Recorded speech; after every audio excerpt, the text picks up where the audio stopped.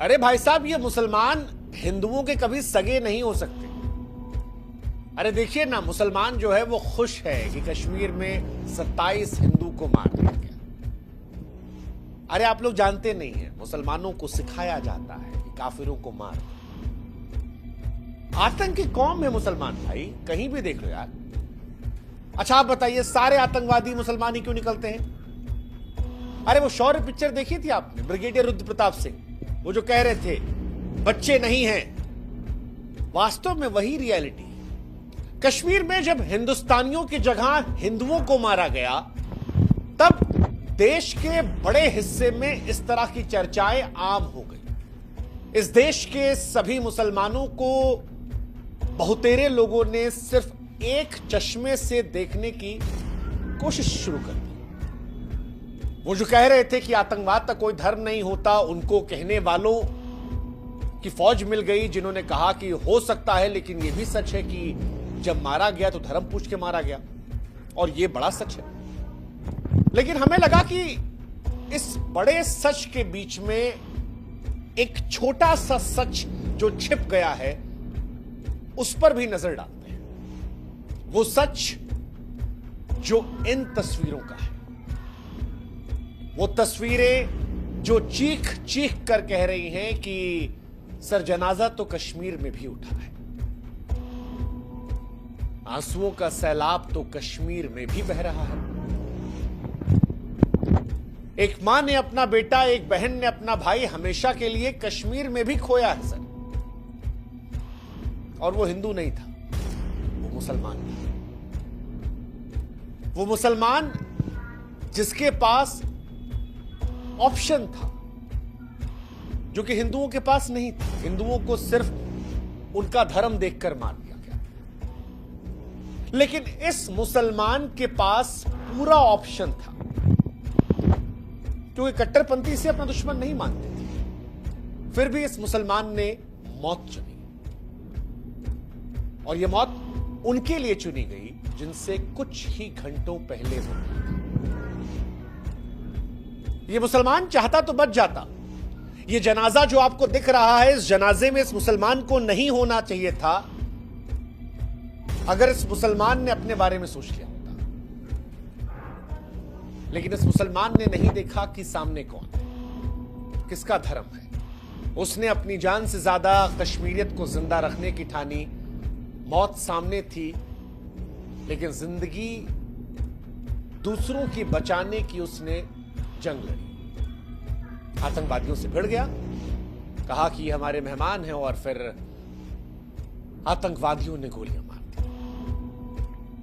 कश्मीर के पहलगाम में 28 लोगों की मौत हुई है, जिसमें एक मुसलमान है, और उस मुसलमान की कहानी को भी बयां किया जाना चाहिए, क्योंकि अगर आप इस देश में मुसलमानों पर सवाल उठा रहे हैं, तो आपको उस मुसलमान को शुक्रिया भी अदा कहना पड़ेगा जिसने अपनी जिंदगी दांव पर लगा दी ताकि कुछ लोग जिंदा रह सकें। और आज की कहानी में दो ऐसे मुसलमान हैं जो रिश्तेदार हैं, एक जिसने जान गंवा दी और एक जिसने 11 लोगों की जान बचा दी। और अगर आप उस मुसलमान का शुक्रिया अदा नहीं कर सकते तो आप भी इंसान नहीं हैं। हां, अगर आप हिंदुओं की भी हिमाकत कर रहे हैं तो ये वो मुसलमान है जनाजे में जो हिंदुओं को बचाने के लिए कुर्बान हो गया। ये वो मुसलमान है जिसने इंसानियत को नहीं मरने दी।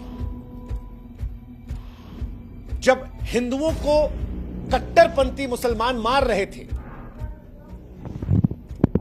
इस आधार पर कि वो हिंदू हैं, तब उस बड़े सच के बीच में एक ये भी मुसलमान था जो दुनिया को बताने की कोशिश कर रहा था कि साहब, इस्लाम सिर्फ खून खराबा नहीं सिखाता, और सब इस्लाम में नहीं है जो खाली खून बहाते हैं। कुछ ऐसे भी हैं जो जिंदगी बचाने के लिए कुर्बान हो जाते हैं, और उनमें से ये है जिसका जनाजा आप यहां देख रहे हैं,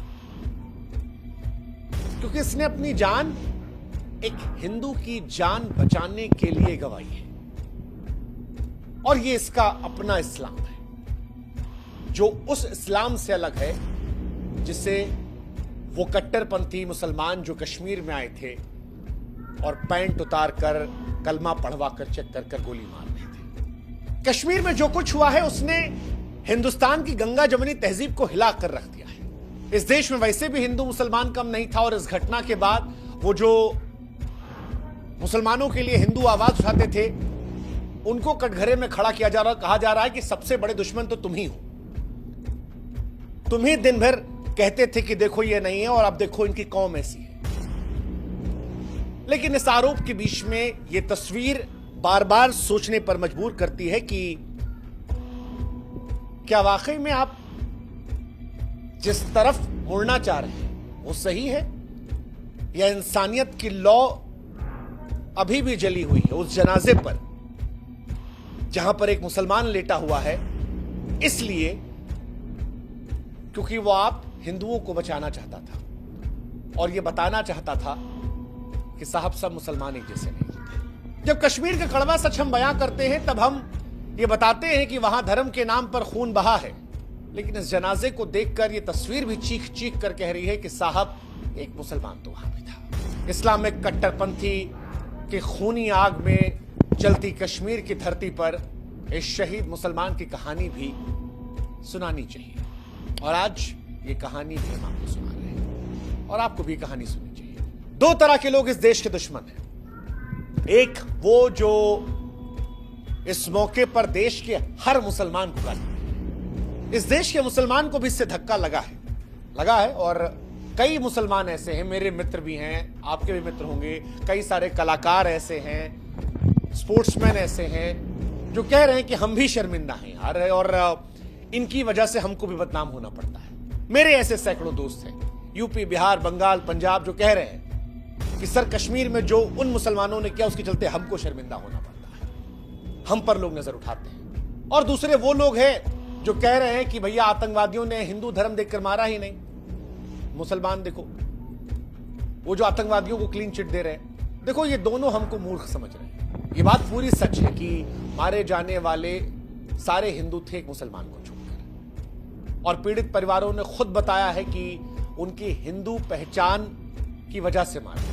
लेकिन इस नरसंहार के बीच में दो चेहरे थे जिन्होंने अंधेरे में उम्मीद का चिराग जलाया और आज उन्हीं दोनों के बारे में बात की जाएगी, जो जिनमें से एक मरते मरते शायद कह गया कि साहब मैं नहीं हूं लेकिन आप ये मत कहना कि हर मुसलमान आतंकवादी होता है। कुछ होते हैं जो आतंकवाद का विरोध करते हैं, कुछ हैं जो कुरान के नाम पर खून बहा रहे हैं, लेकिन ऐसे भी हैं जो इंसानियत को बचाना चाह रहे हैं। एक सैयद आदिल हुसैन शाह जिसने पर्यटकों की जान बचाने के लिए आतंकवादियों से लड़ते हुए जान गंवाई, और दूसरा नजाकत अली इन्हीं के परिवार का जिसने 11 बेगुनाहों को मौत के मुंह से खींच लिया। और अब वो 11 लोग कह रहे हैं कि ये नजाकत ना होता तो हम जिंदा नहीं। सैयद नजाकत जैसे लोग गवाही दे रहे हैं कि सच्चा मुसलमान गुनहगार नहीं होता, वो खाली कातिल नहीं होता, वो जान बचाने के लिए जान दे भी सकता है।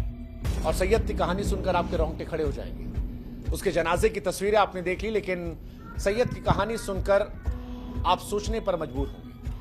अनंतनाग का एक साधारण घोड़ा वाला जो पर्यटकों को पहलगाम की वादियों में सैर करवा रहा था, घर का इकलौता कमाने वाला था, 3 बहनों की शादी का सपना बूढ़े माँ बाप का सहारा था। सुबह 8:30 बजे अपनी बहन असीमा को फोन किया। असीमा कहती कि भैया मत जाओ, अजीब लग रहा है। सैयद कहता है कि घर कैसे चलेगा। उसे पता नहीं था कि आखिरी सुबह, और जब आतंकवादियों ने पर्यटकों को निशाना बनाया तो सैयद बीच में आया, लड़ने लगा, कहा हमारे मेहमान हैं मत मारो। निहत्ते सैयद ने आतंकवादियों से बंदूक छीनने की कोशिश की, लेकिन आतंकवादी ने उसकी छाती में गोली उतार दी। सैयद मर गया, या कहें कि शहीद हो गया। आप अगर कुरान मजीद को समझ के पढ़ेंगे, अगर एक आयत हर मुसलमान जाने, सूरह माइदा की सूरह नंबर 5 आयत नंबर 32, अगर कोई भी बेगुनाह का आप कत्ल करते, चाहे मुस्लिम या गैर मुस्लिम, सिवा कत्ल के बदले कत्ल, या अगर जमीन पे फसाद पैदा कर रहा है, ये दो के अलावा अगर कोई इंसान मुस्लिम या गैर मुस्लिम दूसरे कोई इंसान मुस्लिम या गैर मुस्लिम का कत्ल करता है, गोया के सारी इंसानियत का कत्ल कर रहा है। और अगर एक इंसान दूसरे इंसान का, चाहे मुस्लिम या गैर मुस्लिम हो, उसकी जान बचाता है तो गोया के सारी इंसानियत की जान बचा रहा है। ये आयत आप अपने दिमाग में, ध्यान में रखे। कोई भी दहशतगर्द आपको बेवकूफ नहीं बना सकता है। घर पे जाके खोलो सूरह माइदा सूरा नंबर 5 आयत नंबर 32 तर्जुमा पढ़ो और आपको पता है कि कुरान में कभी भी कॉन्ट्रडिक्शन नहीं है, कभी भी टकरार नहीं है। तो एक आयत आपके दिमाग में आप याद कर लो, कोई भी दहशतगर्द आपको बेवकूफ नहीं बना सकता है।